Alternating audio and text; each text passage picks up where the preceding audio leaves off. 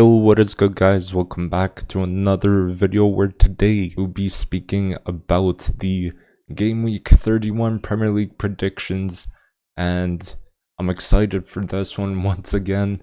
Some pretty good matchups here, and yeah, let's get straight into it. We have Newcastle versus Everton, so surely Newcastle have got this game on lock, I think.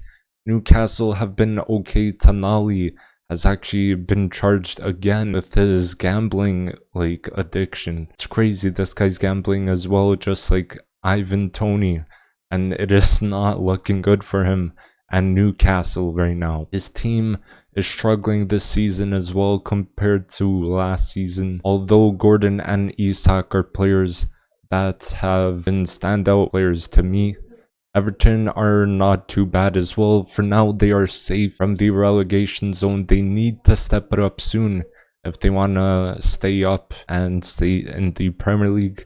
I haven't seen much of Calvert-Lewin performing well or even scoring. Interesting, a few years ago, I believe, or a few seasons ago, he was doing quite well, but now I don't know what's happening. He did get injured this season like a few times, so it's not too good. But Branthwaite is being looked at by other clubs in the Premier League, so he could be moving this summer, and my prediction is going to be a 3-1 win for Newcastle. Now we have Nottingham Forest versus Fulham. This will be a intense game in my opinion. Forest have been not too good. When they do turn up, they actually play quite well. They have talented players like Gibbs White and Elanga as well. This team's kind of dropped off in terms of form a bit. Honestly, the coach has to do something about that. They gotta turn it around soon. And Fulham have been pretty good. Marco Silva has found something that works, or something that seems to be working. And they got a huge result versus Tottenham, which was a 3-0 win a few weeks ago, and they've been putting up some good fights in the recent matches. So my prediction is going to be a 2-1 win for Fulham. Now we have Burnley versus Wolves. Wolves should have this game in the bag, in my opinion. Burnley have not been the best. I think they're actually one of the worst teams in the Premier League, and they do play decent football. The only thing that matters right now for them is getting results. That's something that they need, absolutely, if they want to get out of that relegation zone. Now, Wolves have been good this season, having one of the best seasons in a few years. Gotta give credit to Gary O'Neill. He has been playing some really good football, and they have players like Pedro Neto, who's being looked at by other clubs, and Hwang Hee-chan has been good as well this season. And my prediction is going to be a 2-0 win for Wolves. Now we have Bournemouth versus Crystal Palace. Another solid game right here. Bournemouth has been not too bad.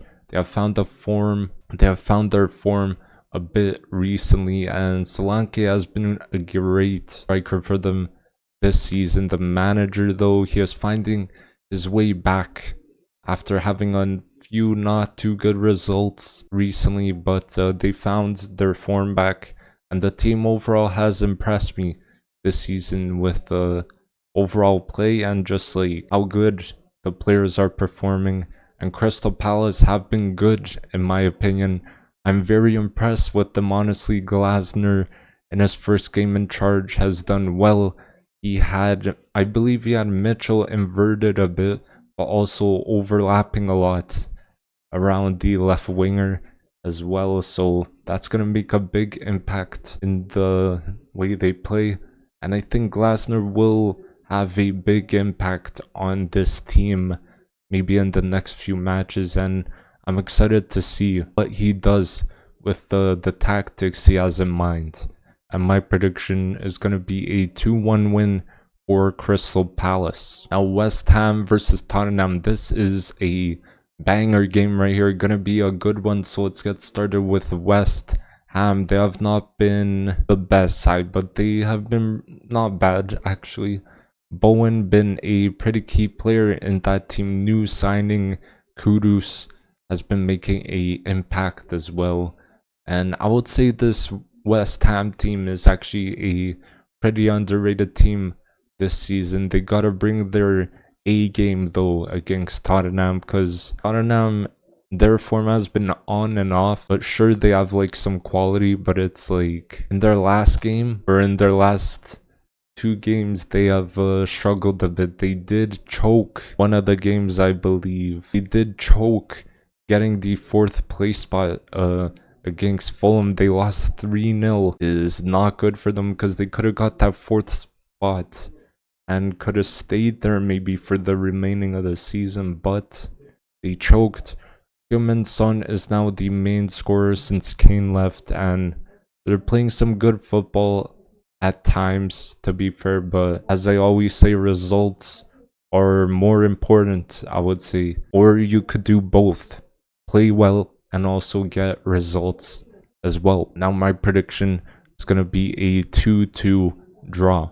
Now we have Brighton versus Brentford. I think this will be a tight one.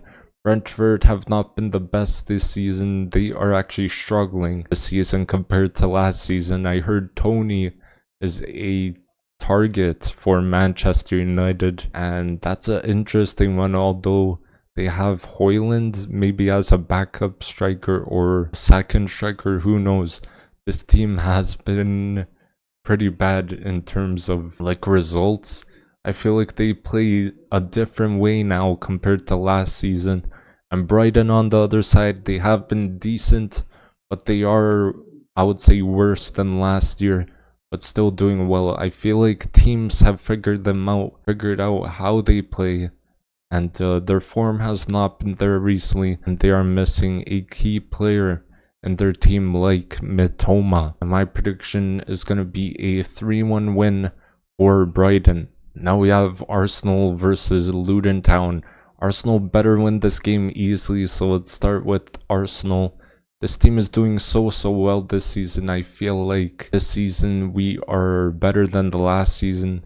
We should have almost a full squad available, which could be massive for us in the next few games. And Declan Rice, I mean, this guy is a beast in the midfield, intercepting so many like loose balls or like passes. It's incredible. I'm so glad we signed him. And Havertz has found this place in the squad as well. Luton Town, on the other hand, this team plays with a lot of passion. The fans overall have a lot of passion even when they're losing, and they play quite well usually, although they do concede quite a bit of goals as well. And I like how this team plays and how they set up, but I think Arsenal is gonna win 3-1. Now we have Manchester City versus Aston Villa. This is a huge game right here. Man City, this team is currently the best team in the world at the moment. They have such high quality players. One of the best players in the world in Haaland. De Bruyne, one of the best creators in the world, and just world-class players all around. And this team won the treble last season, as we know, and that's a big achievement for them. On to Aston Villa. This team has been pretty decent this season, starting very well, where they were like top 2, but they dropped off a bit in terms of their form, which happens to almost every team. And overall, they are still having themselves a very good season, and I did not expect them to be where they are right now. And my prediction is going to be a 2-1 win for Manchester City. Now we have Liverpool versus Sheffield United. This should be a stroll in the park for Liverpool. Liverpool are a top team, doing very well this season. As we all know, this is Klopp's last season, and Nunez has been doing better this season as well, which is good. He's got like double figures, I believe, in assists and goals as well. And Van Dijk has become a rock in the back as well, probably back to his best. The whole team is very good, especially the midfield has been like reformed, which was a big problem last season. On to Sheffield United. Now this team, I think, is horrific. The worst team in the Prem this year. They have conceded the most goals out of any team in the Premier League. It's like around 70 plus goals or something, which is pretty crazy. I think they might be going down this season, and my prediction is going to be a 4-0 win for Liverpool. Now we have a pretty big game here, Chelsea versus Manchester United, although it does not mean that much. Chelsea have not been too good. They have found their form though, although they are doing better in terms of their form, which is a positive for Chelsea fans and the club. Overall, Mudryk has been doing not too bad. Actually, he scored the winning goal to send Ukraine to the Euro 2024, which is massive. Mudryk is also finding his form slowly as well at Chelsea. And Manchester United have been okay.